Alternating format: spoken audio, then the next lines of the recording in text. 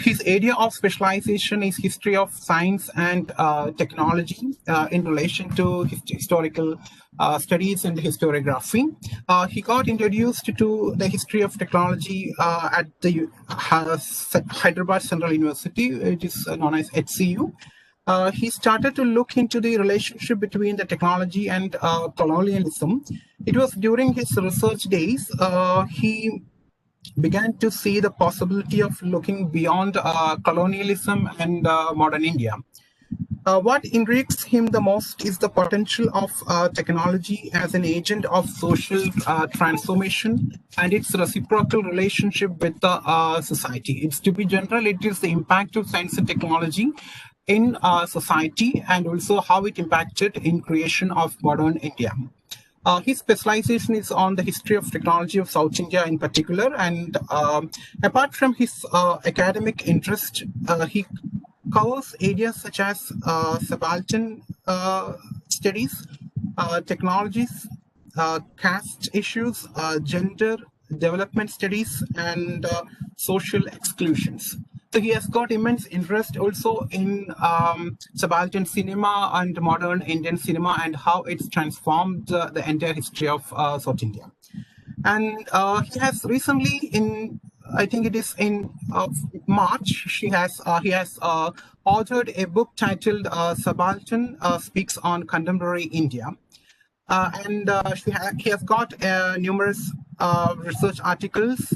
He has delivered 120 invited lectures, and his area of research, in particular of PhD, it goes like this: electrification and urbanization, Madras 1897 to 1930. And he has been holding lots of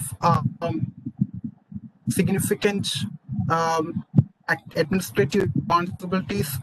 I would like to point out two main responsibilities he's now engaged with. He is in charge of BDU Cycle Club, Bharathadasan University from January 2020. The main objective of this cycle club is to promote a sense of pro-environmental among the students and faculties. And whoever go to Bharathadasan University can just at the entrance itself, you can take the cycle and you can roam. There is no need of taking claim, it's my or yours. There's no need of any key. You can just take the cycle and roam and see the beauty of the campus, and you just keep wherever you like. You just keep the cycle, and it will be fantastic to have a cycle club and keep in touch with that. So we'd also like to know more about that cycle club. Yes, and he's also an NAC coordinator, Department of History in 2018, placement cell coordinator, Department of History from April 2018. And he has received award, namely International Scholars of SHOT in January 2018, and Best Library User Award in the academic year 2018 to 2019 from Bharathadasan University, Trichy.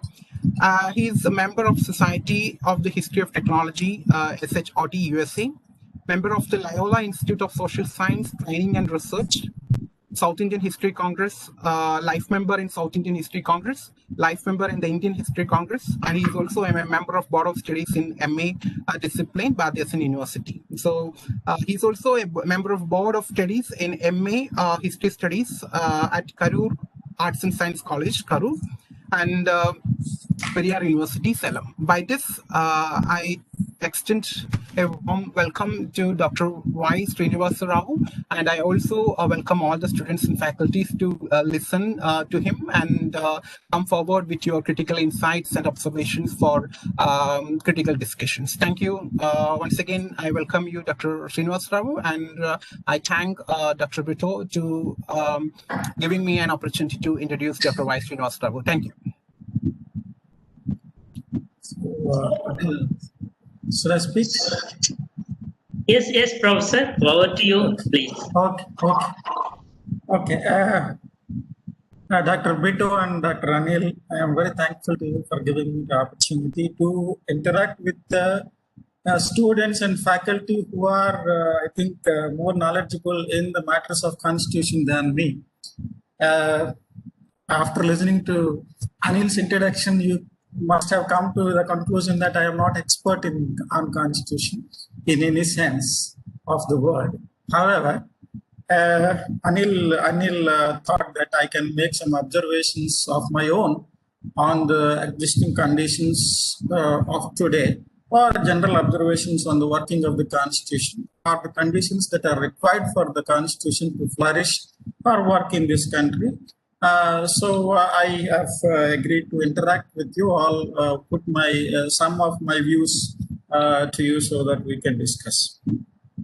Let me start by asking some questions so that in course of time I get answered after listening to my lecture, or some of them I may be able to answer, or some of them may not, because all questions we may not answer in one lecture. So let me say that a society that is casteist, communal, patriarchal and capitalist, to what extent it would allow the constitution to be functional? That's question number one. Is constitution existing in this country at the mercy of the majoritarian social or communal forces? That's also a question to be discussed and debated. What are the forces which are the enemies to the constitution? These forces need not to be permanent, they evolve in course of time. And why constitution is not promoted among the citizens of the nation? And how do we treat the constitution as a nation? So these are the questions that I have roughly generated. I try to answer them in course of time of my lecture. Now, one need to understand that the knowledge that we have on the working conditions of the constitution, if we believe that despite many of the civilizations did have some sort of constitutional characters or democratic characteristics, all the civilizations, but modern societies, modern constitutional societies, we believe that England and America have promoted democracy, and Europe at large. But these societies, we must recognize that they went through a certain kind of a process where they have allowed the societies to be interacted or subjected themselves to the scrutiny of the scientific rationalism, and also allowed the enlightenment and humanism to work on these societies. So the precondition for the rational constitutions to work, societies first of all have to transform into rationalistic.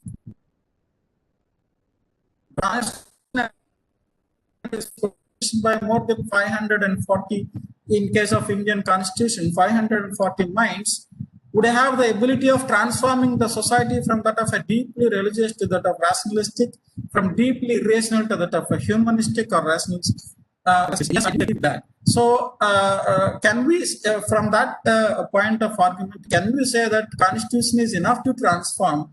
So, rationalism and humanism need not have to be precondition for the constitution to flourish. Constitution itself, if it allowed, it can create a humanistic and rationalistic society. Yes, I do agree with that. But then, in case of India, so that transformation it did take place, but not up to the mark where the constitution can be allowed to be functional, flourish, and grow. Compared to that of the European societies, the Indian society has actually curtailed the functionality of constitution. Similarly, functionality of secularism, functionality of rationalism, functionality of humanism. So all these are curtailed by the inbuilt anti-constitutional, anti-human, or anti-social, or anti-equal elements in the society. So therefore, the first requirement for the constitution to be functional is the society should have transformed. Society should have went through certain kind of reforms, transformations that are suitable for the constitution to work, a rational constitution to work, to create a appreciable society. But unfortunately, that we are not having it. So I mentioned some of the elements here: casteist, communal, patriarchal, capitalist.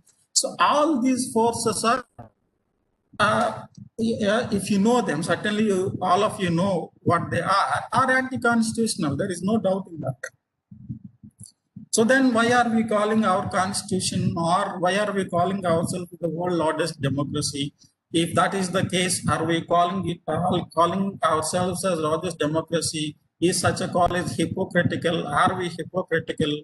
Why are we calling largest democracy if we are not democratic in a sense?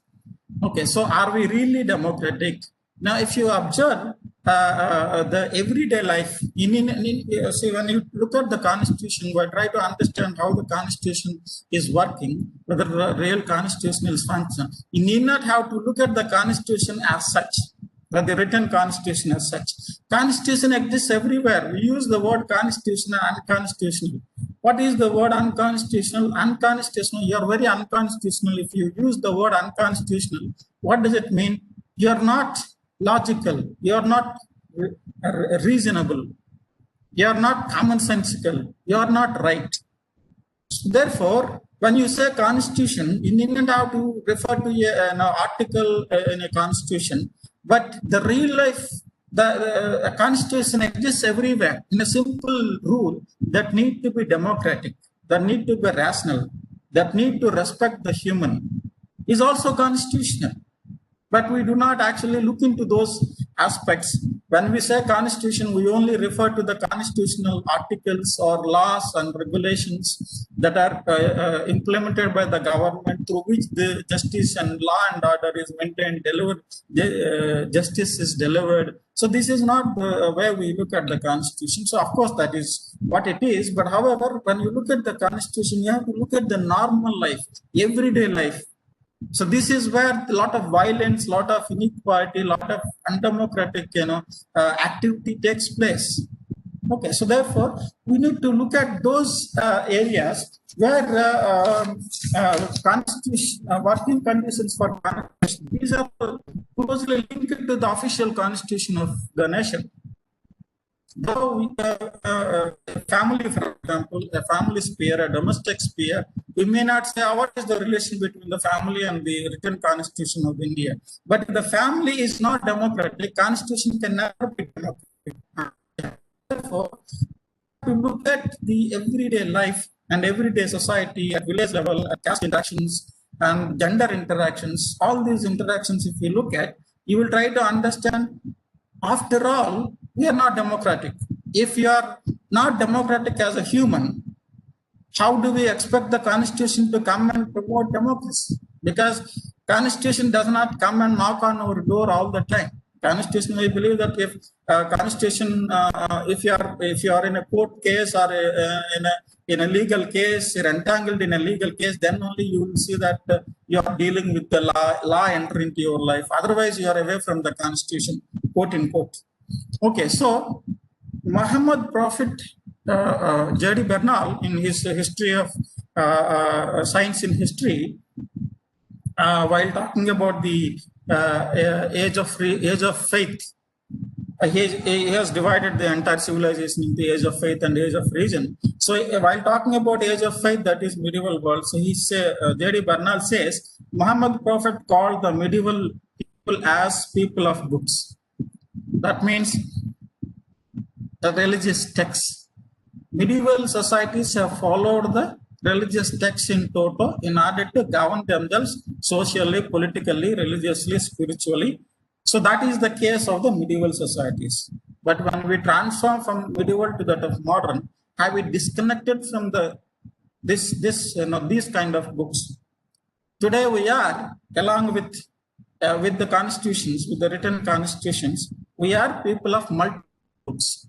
We cannot say we are being governed by one rational book, that is constitution, that is produced by the well-trained and highly trained intellectuals who came from different walks of life and went and debates and discussed and finally produced, borrowed, as Brito suggested, or it is complained that it is borrowed, it is not original, whatever it is, it is called out, and then it created the Constituent Assembly created a wonderful document, and that document, time tested, of course, it has the ability, as I strongly believe that it has the ability of creating a appreciable society. Yes, if we allow it to be functional. I don't think we are allowing it to be functional. Anyway, so we are, according to my observation of the today's society, or early society before, say, 2 decades or 4 decades, we are a society of multiple books. What I mean by that, if you take India's social life, cultural life is being governed not just by constitution. Minimal constitution governs that sphere of life is quite minimal. The rest, most of our life is being governed by the religious books, and we are also being governed by constitution. So the role of the constitution in our life, until and unless we, as I've already pointed out, entangled with some sort of a legal problems, we are not seeing the constitution playing an important role. Until and unless our freedom is violated by someone, we are not talking about constitution. So societies have clearly have segregated their life into sort of life that can be governed by the religious ritualistic texts that are also could be called as constitutions by them comfortably, and also by the constitution. So these two books simultaneously being allowed to govern the social life, religious life, economic life, political life of the Indian society.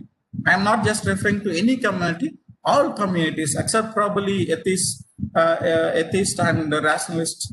Rest of the people have allowed their life to be governed by these multiple books of their own religion, and book that is produced by the Constituent Assembly, that is called Constitution. So the modern society is having a parallel, unwritten, oral, invisible constitutions. Apart from the constitution, the official national constitution, there is parallel constitutions. They are unwritten. Some of them are oral. Some of them are, of course, invisible. So I am referring to the religious texts. Some of them, of course, written, unwritten, and as well as oral. Oral, and I say that when we impose a religious rule on our family or a member or a relative, we are not referring to the text or the rule that is existing in the book, saying that your freedom is curtailed, you have to listen to me because this is what the book says. So that's what I'm saying oral.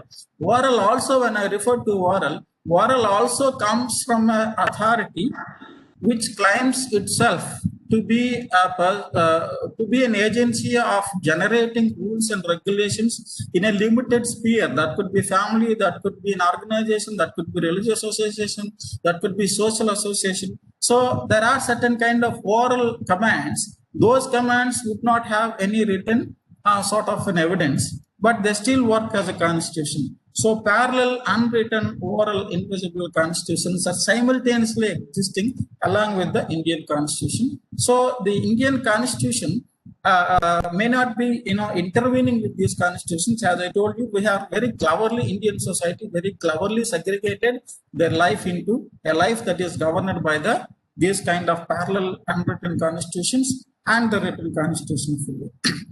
Parallel constitutions could be divided into, again, pre-modern negative and modern positive. Pre-modern negative and modern positive. So pre-modern negative parallel constitution is that a constitution that is derived, quote unquote, I am saying, when I say invisible parallel constitutions, I am only referring to the constitutions that are borrowed, set of rules that are borrowed from the religious books, set of rules that are generated or evolved in course of time among the debates and discussions of the religious groups or family interaction, so and so forth. So that is what I meant by the parallel constitution, religious, which actually largely borrowed from the religious scriptures and also borrowed from the social interactions among the religious groups and social groups and so on and so forth. So the pre-modern parallel constitution, why I talk about negative parallel constitution, what I mean is that a constitution that is largely borrowed from the religious scriptures and the rules that are generated from the groups or individuals who form them into a set of constitutions. So some of these parallel constitutions could also hybrid in nature. In a sense, I have told you the hybrid in nature, and that some of the rules in that, or the regulations in that, could be religious. Some of them are semi-secular. Some of them are visibly rational. So there is some amount of hybridity in that the pre-modern parallel constitution. And the modern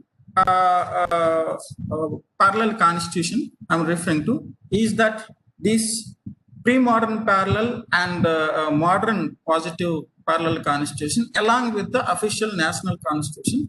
So let us come to the modern parallel positive constitutions. Here I am referring to constitutions that are generated at various levels by the people who are progressive, who are intellectually noted, who are running the organizations, associations that promotes democracy, that promotes human rights, that promotes people's rights, so that promotes social justice, that promotes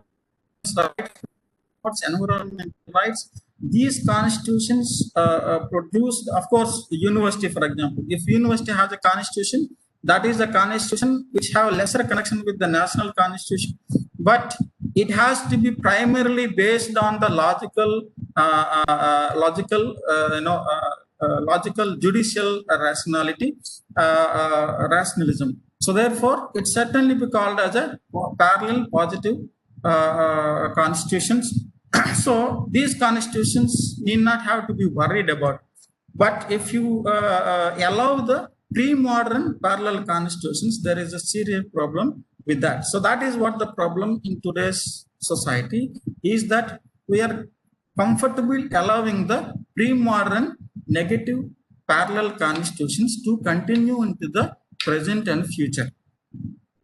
What is the problem in them? Problem with them are the pre-modern parallel constitutions are primarily based on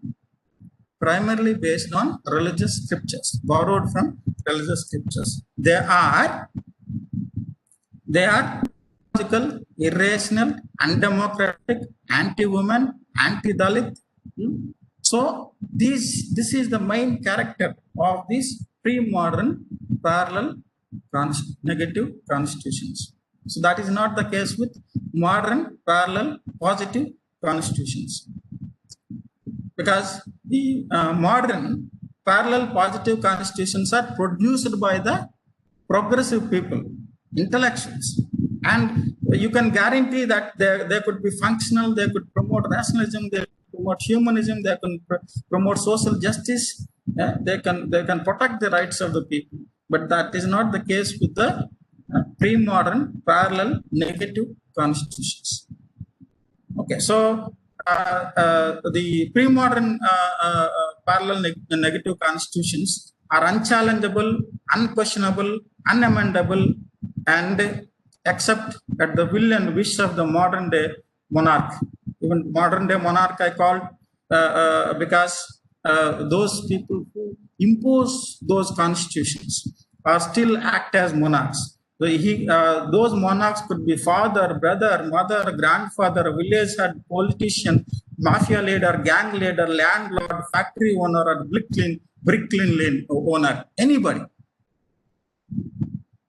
That's why I said they could be hybrid in nature, they could be deeply religious, they could be purely religious, they could be hybrid. So, but compared to that of the modern positive parallel constitutions, the pre-modern parallel constitution is negative, and it is anti-human, anti-woman, anti-Dalit, anti-Adivasi in its functionality. So this is very important. The continuation of the parallel constitutions especially the pre-modern negative, pre-modern religion-based constitutions into the present. Just the rational national constitution is existing for 70 years. You see the flourishment of these constitutions at various levels. As I told you, in a factory,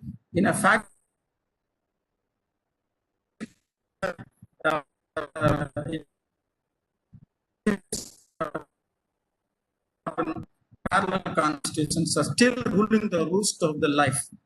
So this is where, in fact, their existence, the parallelity itself is very dangerous because they de-signify the national rational constitution.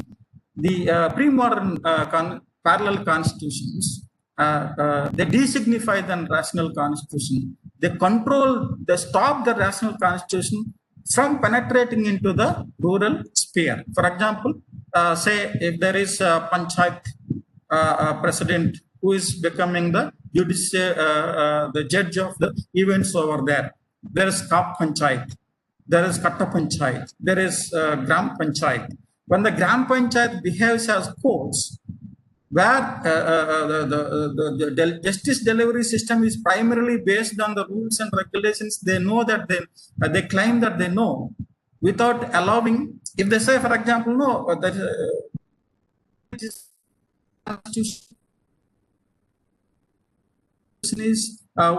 something that is great because that is actually that means constitutional pluralism. Well, one can be very happy about such a kind of situation, like one constitution, why it has to be monopoly, Indian constitution, why it has to be monopoly, why should not have a different multiple systems of justice delivery system. So we can have, but then as long as these pre-modern parallel constitutions are sticking to the basic human principles, basic social justice principles, promotes humanism, does not harm the rights of those people who are deprived, does not harm the rights of women, does not harm the rights of the Adivasis, does not harm the rights of those people who do not have land or agricultural labor I am referring to, one would not have a problem with such kind of parallelity or simultaneity. But however, if you look at the Kap Panchayat and Gram Panchayat and Katta Panchayat, certainly they were not sticking to the basic principles of justice delivery system. We cannot have a simple judgment that is coming there from these kind of Kap Panchayats and Katta Panchayats that can stand the scrutiny of the judicial rationality. Is it not? So therefore, one might say that constitutional pluralism is very important, because like people, postmodernist complaints against modernity as something that is a monster, it is imposing order. That order is actually very dangerous and violent. So why can't we have pluralism, plural rationalities? So rationality need not have to be coming from the Western mode of rationality. It can come from anywhere. Every culture has a rationality. But yes, every culture has a rationality. So every culture have a justice delivery system. But according to today's standards of civilization, let it be any justice delivery system coming from any culture, are we subjecting such a system to the scrutiny of humanism, to the scrutiny of rationalism? We agree to. So when we subjecting these systems to the scrutiny of humanism and scrutiny of rationalism, what are we doing? We are making sure that the systems, justice delivery systems, are known to certain cultures, are not affecting the rights of people at this point in time in 21st century. But if you say in the name of culture, now after all, it played a glorified role in the earlier times. So we cannot question it because it had a history. So therefore, it has a connection to our culture. So therefore, it cannot be subject to the scrutiny of judicial rationality or human rationality, humanism, scientific rationalism. It's all nonsense. So such a kind of an argument is unfortunately works against the very idea of democracy. So therefore, parallelity, pluralism in constitutions is welcome, but until and unless, I am not dismissing any culture, most of the cultures have the ability of producing judicial systems, I think, justice delivery systems, I think, but those justice delivery systems, no matter where they are coming from, no matter which social group has produced them, yet if you do not subject them to the scrutiny of humanism and scientific rationalism, according to the today's civilizational standards, we certainly be hypocritical. We are just agreeing monopoly or rationality or the hegemony of a culture in which these quote-unquote justice delivery systems have existed. So parallel constitutions are important, but those parallel constitutions need to be subjected to the scrutiny of rationalism. So that is very important. Otherwise, we cannot say that the any society, including India, has the ability of allowing the constitution to change. So this parallelity is a question today. That I need not have to remind you that the kind of debate and discussion is going on in this country, or especially in Tamil Nadu, that we still have the heart in many of the educated people or intellectuals to invite or to glorify or to romanticize the systems which are actually proved to be anti-woman, anti-Dalit, and anti-Adivasi, to be proposed as the constitutions of nation, or the urge for the proposing them as constitution of nation actually defeats the very idea or the hard work that is continued for a long time. Say for example, at this point in time, 21st century, we are believing that time is right. We are means I am not in that, or many of you may not be not in that group. That if someone come to the conclusion that it is the time to change the constitution according to the to base the constitution of India on the principles of a majoritarian group or a social cultural norms of a majoritarian group, and that constitution one could imagine what could happen.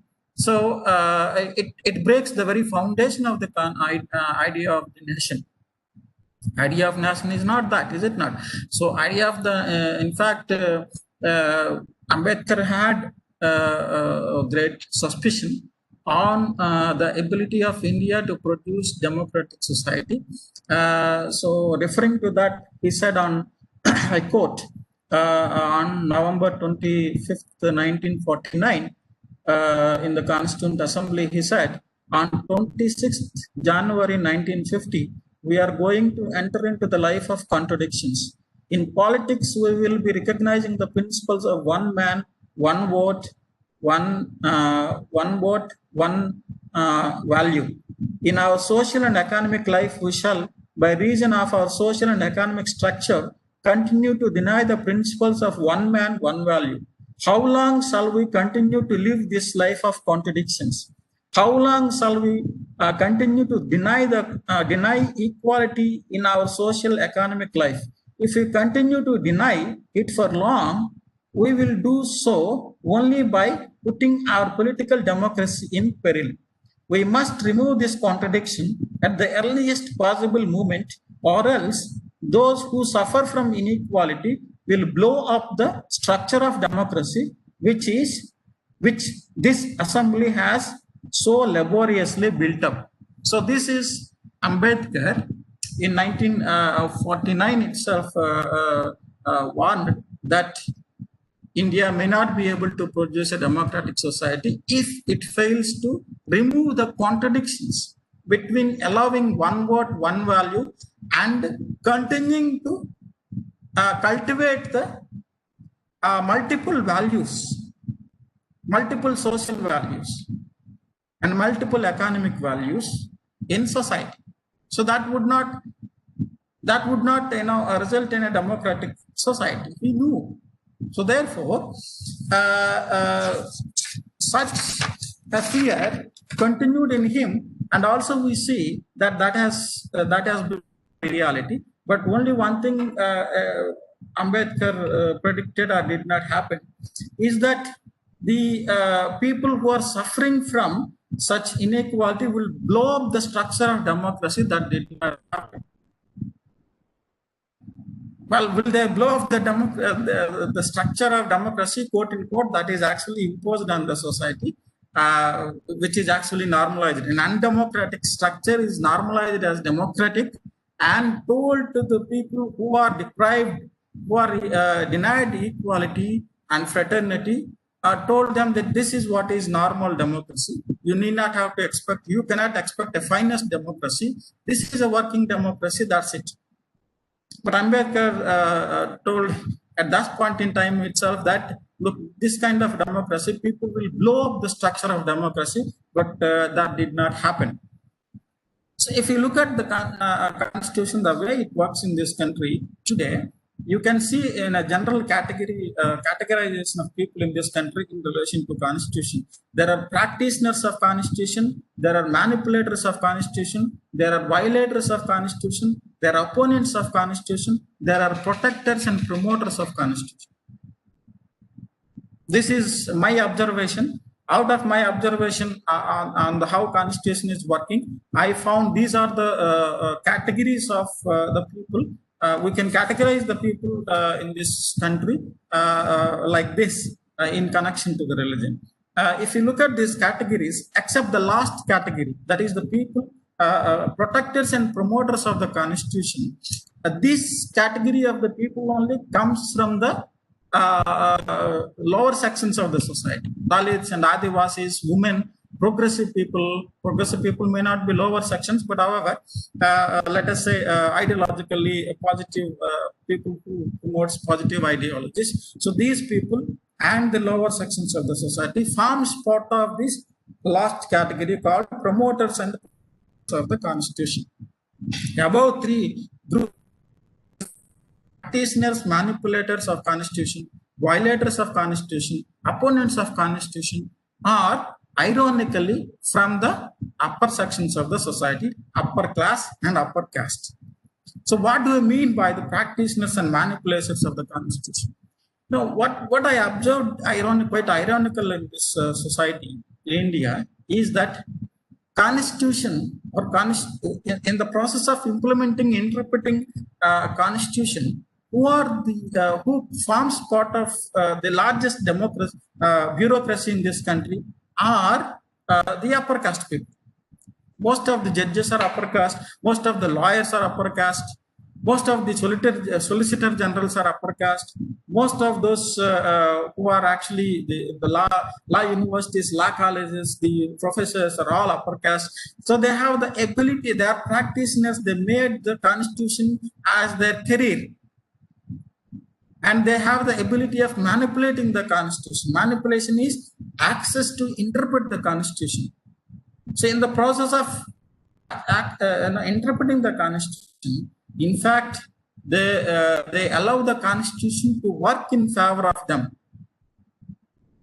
The quality of constitution may be being protected, but however, they are very clever because they have the access. They have the access to manipulate the constitution to work in favor of constitution. This you can understand very well. I need not have to elaborate on that. Violators of the constitution is also what I meant by that the manipulators of the constitution by especially the law and order, where they actually in the process of implementing the law and order, police force and investigative agencies, all of them try to manipulate and they block the justice to the people who are suffering, are facing violence from the dominant social forces, or dominant communal forces in this country, are women as well. So the violators of the constitution are also the implementers of the constitution. You need to keep that in mind.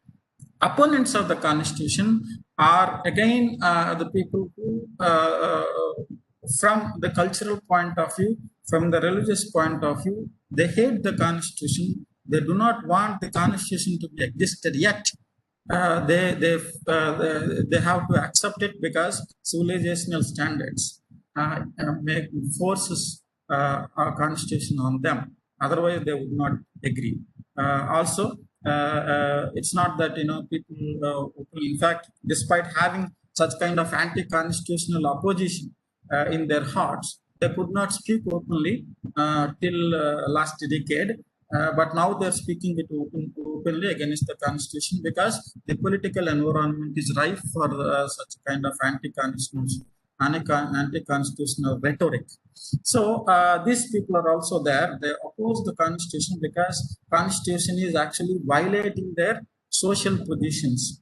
Constitution is unfairly allowing some people to be having equal rights. It is allowing some people who are socially positioned low in the lower sections of the society. They are breaking the social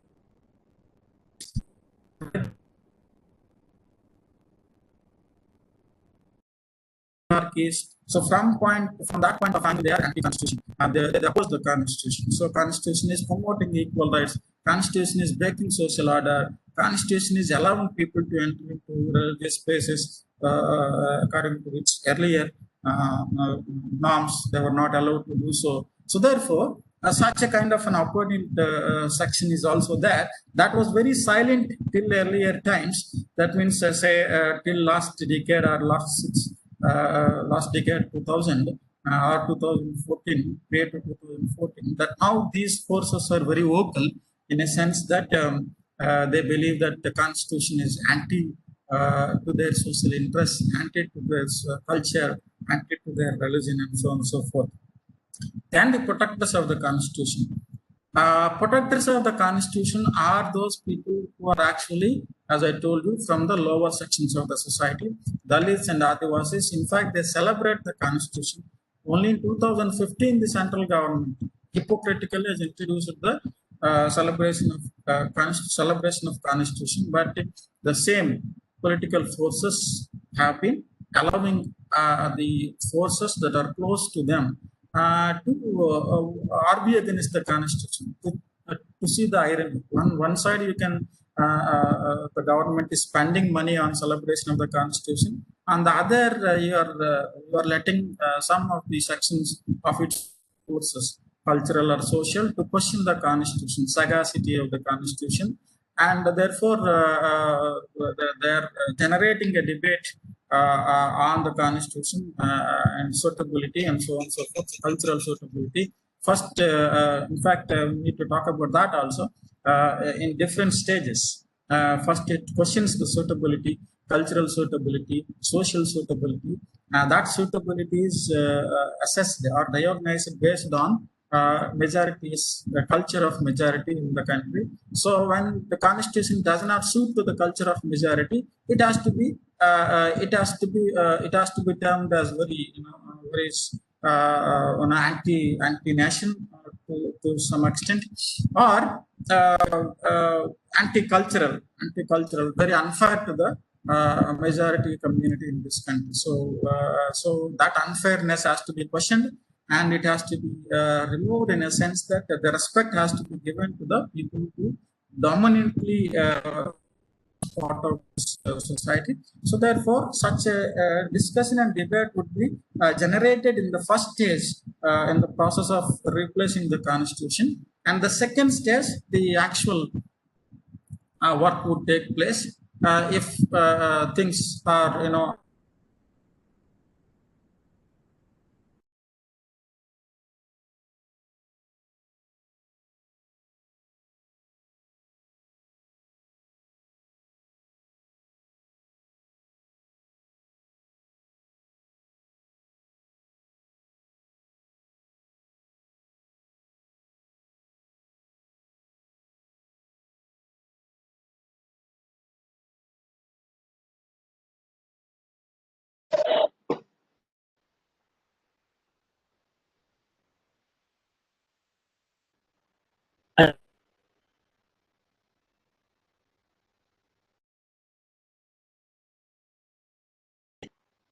Let's wait for a while until we resume.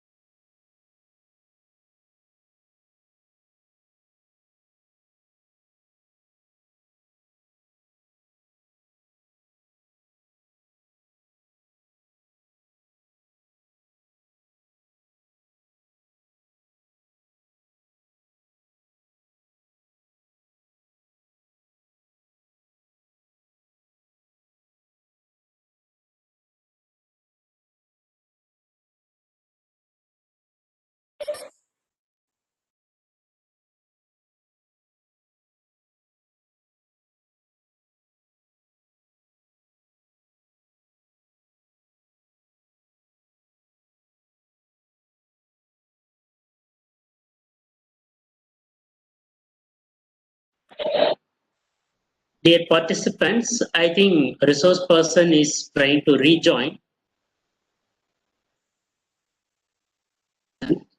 Let's wait for a while.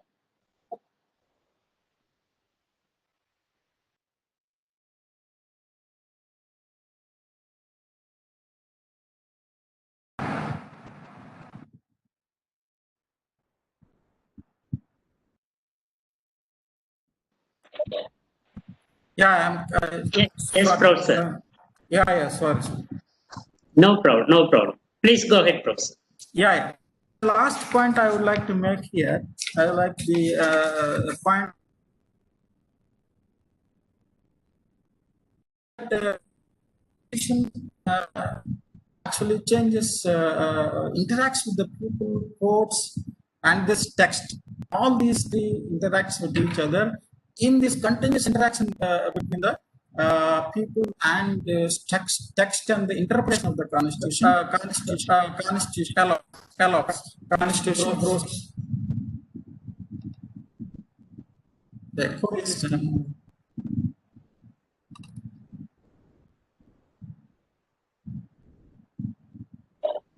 Hello. Yes, Professor, you're audible. You have signed in twice, I think. Okay.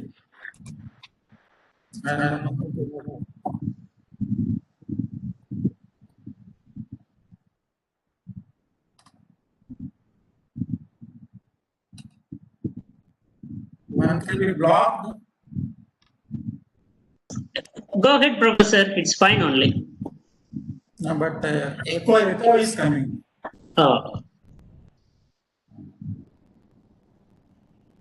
Should I reconnect? Yeah, wait for a while, Professor.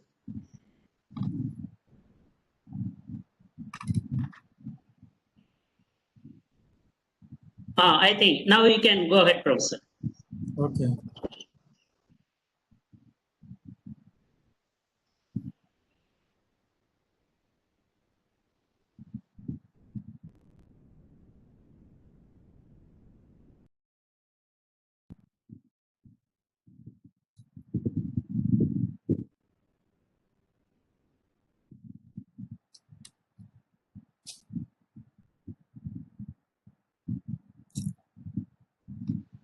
Yes, Professor, you can go ahead.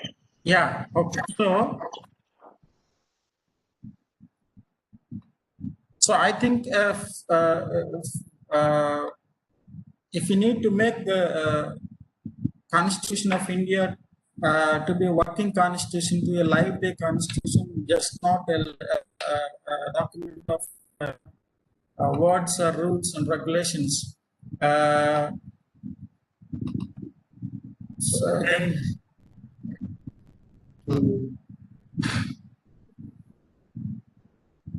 so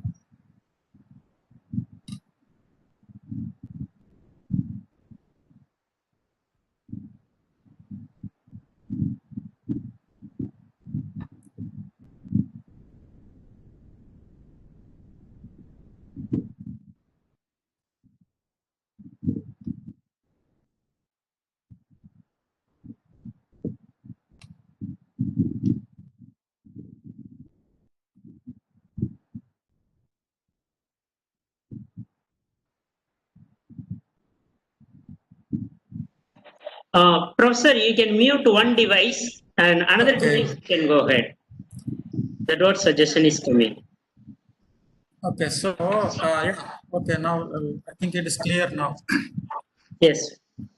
Okay, so therefore, so as Nandini Sundar says that Constitution actually there is a visible distance between the civil society and the Constitution. So that visible distance where people allowed to be engaged with the Constitution, we can understand the politics of state and the corporations and the casteist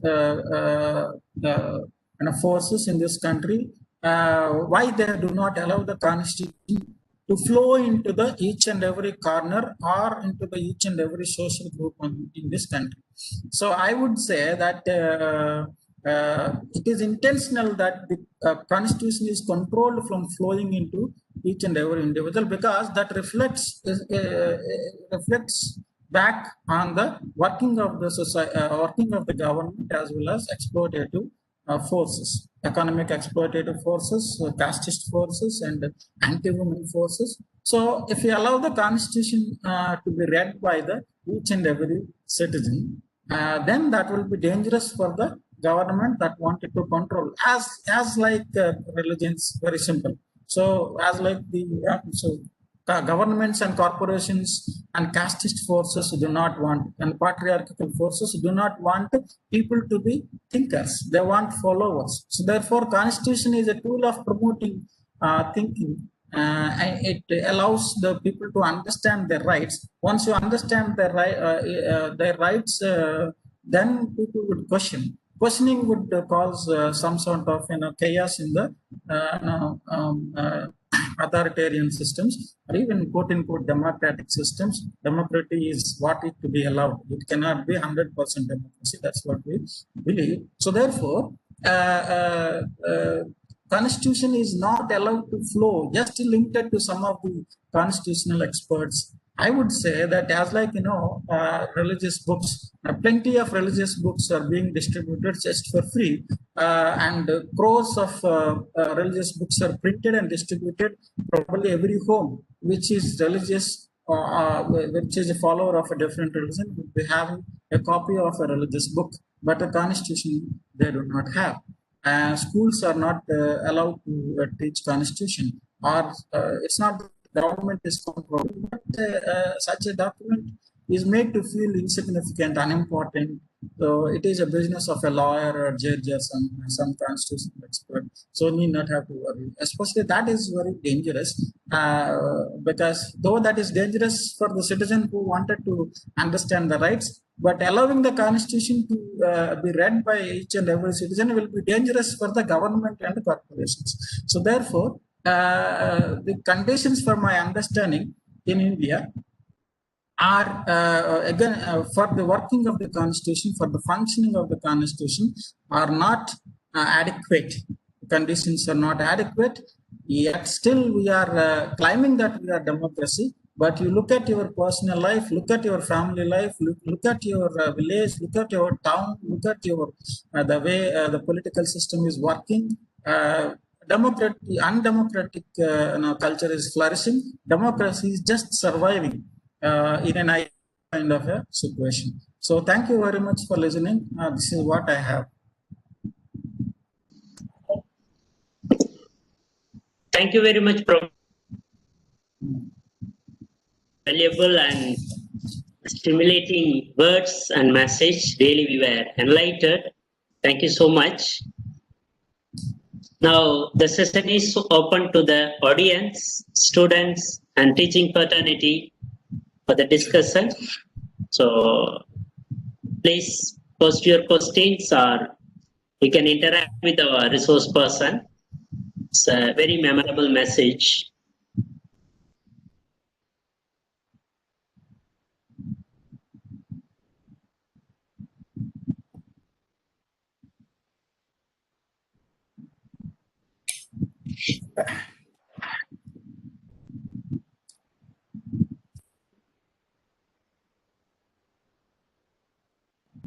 Okay, so here, let me begin. Yeah. Professor, whatever you have explained with you, that anti-democratic, anti-constitutional aspects, how that the exploitation is going on, and also how the manipulation of law by the expert, all those things. We agree with that. So, in your perspective, in what way Indian Constitution serve its purpose? Yes, that's what I told you. If say, for example, a society that is very strict about the social hierarchies, it does not allow the social hierarchies to be broken, or the social communities to interact. By law, such hierarchies are broken. So that way, constitution cannot be said it has not done anything. It did a whole lot of transformations. One example I gave you, that Dalits in this country should not have had some of a breathing air in this country if constitution has not provided the emancipatory mechanisms for Dalits in this country. Similarly, the law, regulation, or the judiciary, certainly it has worked to a large extent to promote justice in this country. To a large extent, it has proved that despite the diversity, and despite the anti-constitutional forces are continuously working against the constitution, it made sure that has made some sort of name and fame in this country, judiciary. Yet, I would not say that is only limited to conditions or a system where, say some cases came, some important cases came to the court and to the front of law and order. But what happened? What will happen to those things that are that have not come to the court, where the discrimination is everyday life, where the submission is everyday life, submissiveness is everyday life. So those areas were kept away from the constitution. So that is what my argument is. So unless and until you educate the citizen, even a woman, a wife, they educate the citizen what her rights are, what constitution gives her, she would not be able to raise questions. So therefore, the cases that are important for the nation, the well-known cases, the popular cases, the corruption cases. So all these cases have come to the court, and court has made name fame for that. But democracy does not stop there. It has to go into the deep corners of the nation, where it has to establish the equality. Now, say, let me give you an example. Whenever one judge from a Dalit community is coming, that is becoming a sensational news. That itself is the biggest failure of the democracy. It should have been normal. When a woman is coming as a Supreme Court judge, chief judge, for example, so far that is no one. But if it comes, we glorify it as something as the greatest achievement. Why? Why the hell? That's supposed to be normal. That is supposed to be a normal process. But we highlight that, we celebrate that. So this itself is the biggest failure of the democracy, constitution of India. Yet we cannot say we cannot say it failed because people like Dalits are having the breathing air today, because that is because of constitution. Certainly, I would agree to that. Thank you, Professor. There is a professor, one of our teaching fraternity raised one question, texted a question. Very good evening, Professor. The liberal constitutional framework in India only emphasizes equality of opportunities, but there is no mechanism within the constitutional framework to end equality of outcome. Can it be a radical social transformation within the liberal constitutional framework? That was the question. Yeah, see, I think the question is two parts. One is to ensure the equality of outcome. So this equality of outcome and the equality of opportunities. So when you say equality of outcome and equality of opportunities, equality of outcome is an abstract, or equality of opportunities is also an abstract concept. Now, when you talk about equality of outcome, we are referring to say some person is given an opportunity through constitution, but that person is not producing enough quality outcome. If that is the comparison we are making, if there is, this comes under the argument of merit and non-merit and sort of a thing. But when you go for such a comparison, this people who are getting opportunities without constitutional emancipation without through outside emancipatory mechanisms, there are some people who are getting opportunities, or through the monopolistic channels. There are people who have the monopoly over the opportunities. They are also coming into the work. Are these two people, the person who own the monopoly over the opportunities, the person who came through to an opportunity through emancipatory mechanism. When you compare these two, you would have to understand their social backgrounds also. It's not just looking at a person who just came through the emancipatory mechanism. He is not equally producing a good work, and a person who did not come through the emancipatory mechanism, he produced a good work. If you take one or two examples, you would see, you would come to a conclusion that that person is good, better than the person who came from the emancipatory procedure or emancipatory mechanism. But if you have to look at the large scale cases, you have to look at the large scale cases. A lady from USA, I forgot her name, worked on IIT Madras, and she has demolished the very argument of the merit argument. The merit is equal to that of the upper caste argument. Brahmins are equal to the merit. Such kind of arguments she demolished with her work on IIT Madras. So if I forgot her name, so Anjita, I think Anjita or something. So you can have a look at on that. I don't believe in this argument. Certainly, yeah, Anjita Subramanian.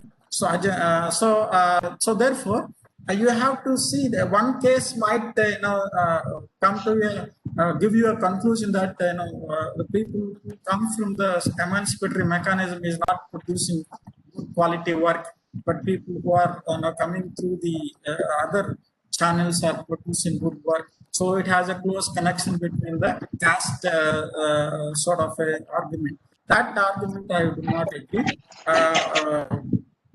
So therefore, that is actually to say that again, to go into the argument, the traditional argument that the caste is equal to intelligence or something like that.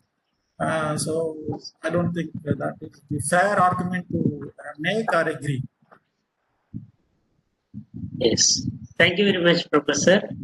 Yeah, and that is Madam Shanti Samanta. She is comfortable with that. Thank you, thank you. Thank you, Professor.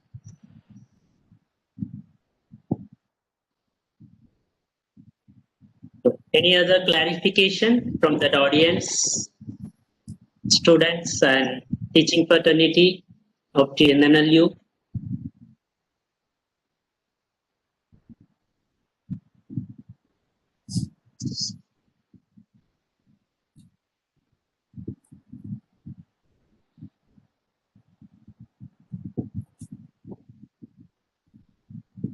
Okay, Professor, I think we can move on to that next. So thank you very much for your valuable message and your clarification, spending your valuable time with us, Professor. Now, may I call upon Gokul Abhimanyu, a student of third year BA LLB honors, to deliver a vote. I'll just say thanks to you also. I'm very thankful to the audience. As I told you in the very initial stages, that I'm not an expert in the Constitution, but what I shared is what I felt and what I thought and what I understood, observed the way the Constitution is working. So these are my thoughts only. It is not something that is final. Thank you for your patient listening. Yeah. Gokul? Yes, sir. Good evening, all. It's my privilege to deliver a vote of thanks on this auspicious occasion of special lecture on the working conditions of the Indian Constitution. First and foremost, I would like to take this opportunity to thank our Honorable Vice Chancellor, Professor Dr. V.S. Elizabeth, for her generosity and farsightedness to grant permission to organize such an amazing lecture. Words fail to express my love and gratitude for your guidance in organizing this lecture, ma'am. On behalf of everybody, I would like to thank you, ma'am. Thank you very much.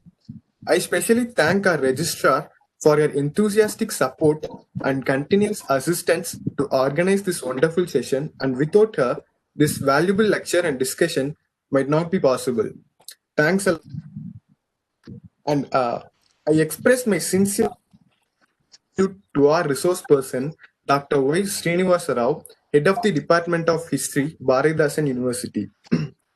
I extend my gratitude for accepting our invitation and to take out time from your busy schedule for this event. This lecture was very informative and we have learned a lot through this lecture.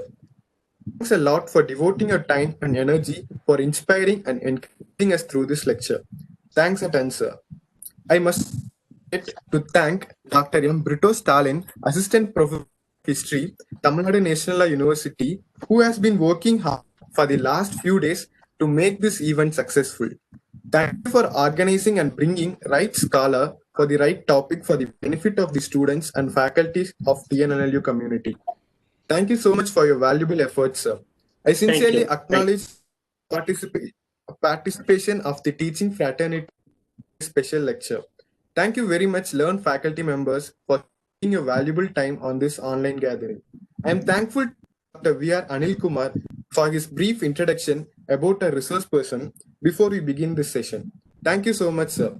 I extend my gratitude to all students of our university who are actively participating in this special lecture, and your patient listening and session made this event memorable. Thank you very much and every one of you. Finally, I thank Mr. Sen and Mr. John Peter from IT Department, Tamil Nadu National University for their assistance and support for organizing and conducting the seminar in very successful manner. Once again, I express my gratitude to each and every one of you for your effort and participation to witness this special lecture on the conditions of the Indian Constitution. Thank you, one and all. So, thank you, Professor. Okay, bye. Okay. It's our job to interpret law in historical aspect and observation. So, we had a wonderful and time with you. Thank you, Professor. Thank you very much. Bye. Okay, thank you everybody for your patient listening, and let's wind up this session. Thank you very much.